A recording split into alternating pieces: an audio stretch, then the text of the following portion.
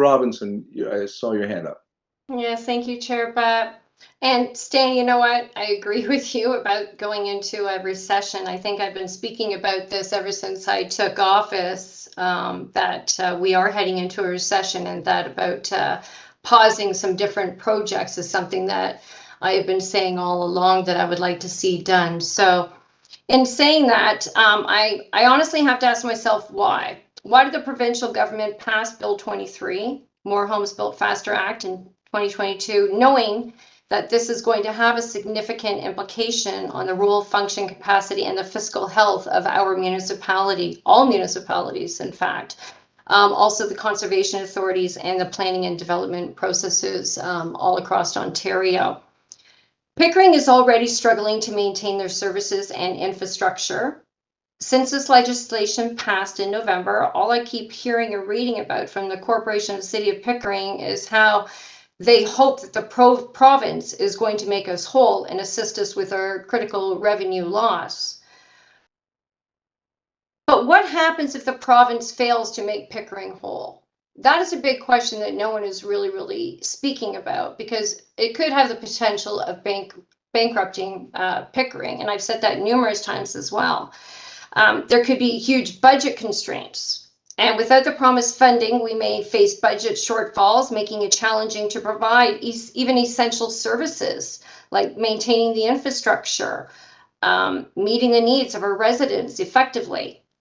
It could bring service reductions, because in order to cope with revenue loss, we might be forced to make difficult decisions, like, a haircut on, like, let's say, reducing our services or delaying some of our infrastructure projects. This could have detrimental impacts on various areas, such as our public safety, as the education, our healthcare, and even our transportation systems moving forward here in Pickering. Increased taxes and fees. To compensate for the funding shortfall, we might be compelled to increase local taxes or fees, placing an additional burden on residents and local businesses. As we all remember, in a 6-1 vote earlier this year, we increased the taxes by a huge amount when people are struggling and when we know that we're going into a recession. They can't pay their rent, they're having a hard time paying their mortgages, and they're having to decide between putting healthy food on the table for their families or to put gas in their car. I think I've said that numerous occasions, and I'm seeing it firsthand. There's economic impacts. If we as a municipality are struggling now to maintain our services and our infrastructure, it can have a negative effect on the local economy. This may deter any more businesses from investing or expanding in Pickering, potentially leading to job losses and further declines in economic growth. Now, I know that we just got a couple of really big companies that are moving to Pickering, and I'm very grateful for that. But if we do head into a recession, it might stop any more companies from coming to Pickering, and we need them. So I think at this time we actually need to stop hoping that the government is going to make us whole, and we need to start independently thinking about ways to make ourselves whole without increasing the taxes and placing more of a burden on the residents. I think we need to be thinking of alternative sources of revenue, putting a pause on non-urgent projects such as this. This is not an urgent project. We need to be looking at our expenses. We need to be including operating costs. We got to be looking at our contracts, and we should be looking at all of our service agreements as well.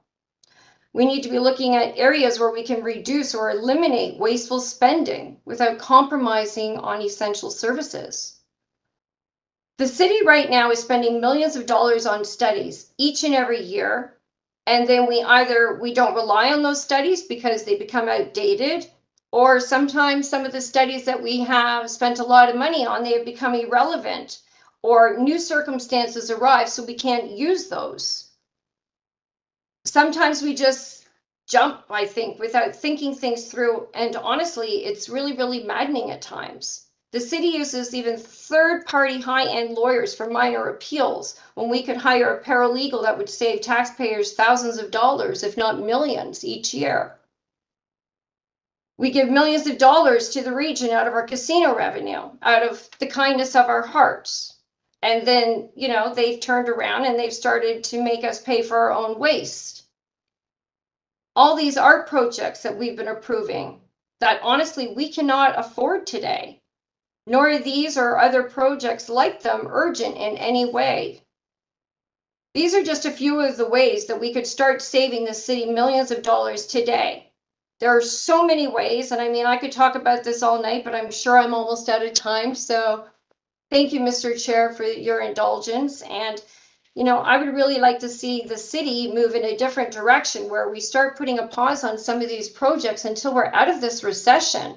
Because taxing the taxpayers, you know, we had such a big increase, like we said already this year, and this project alone is going to add close to another 2%. And look at all the other projects that we're having. It's going to end up being like, you know, 4 or 6% probably by the next time where we have a tax increase on the homeowners. And the taxpayers, they can't afford it right now. They can't afford food on their tables. And I think that, you know, putting a pause on some of these projects, especially with, you know, the labor shortages and also how expensive materials are at this time to build, if they're not urgent, I would like to see a pause on them. So again, Madam Clerk, I would like to ask for another recorded vote, please, on this. Thank you. Thank you, Councilor Robinson. I have Mayor Ash. You're next.